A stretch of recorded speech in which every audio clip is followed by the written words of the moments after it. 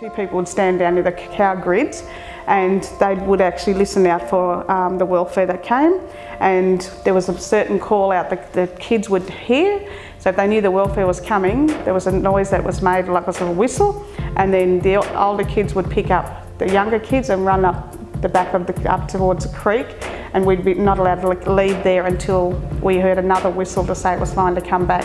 That's why one of the fears was not to go past the cow grid, because pretty much if you went past the cow grid, the welfare would get you. But I was 5.5, not quite 6, when my parents decided to leave the mission, and my dad used to go away for work. He had permission to go away and do some work. This one night he came back and he borrowed someone's ute at the time, and he told us we were going to have a sleep out under the stars on the back of the ute, because there was a big thing, no one had cars back then. So he laid all the mattresses down on the back of the ute, and we all laid out there until we went to sleep. And the next morning when we woke up, we were actually not in Brungle. That's when my dad and my mum decided to run away from the mission to try and give us a better opportunity and better in life. So we were in pretty much hiding for up to 3 months. We slept in people's backyards and sheds, wherever. If there was a shed open, my dad and mum would climb in and get us in there of a night time. We slept in drainways, we slept at the old tip for up to 3 months, and then we squatted in houses, and also then my mum and dad decided then to actually start us at a local school when they realised that it was fine the government wouldn't be looking for us.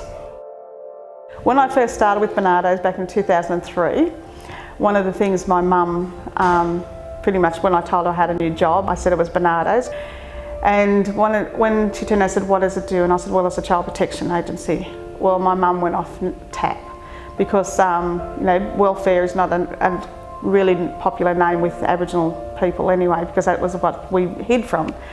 And she just kept saying to me, is it the path you want to take? You shouldn't be working for a white agency, especially when they're part of the welfare system.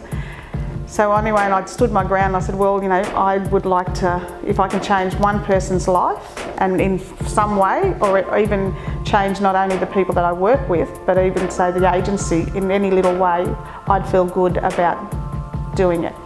I think having the support behind me from Barnardos as an Aboriginal staff member, but two, them wanting to make a change as well, I think it made a big difference.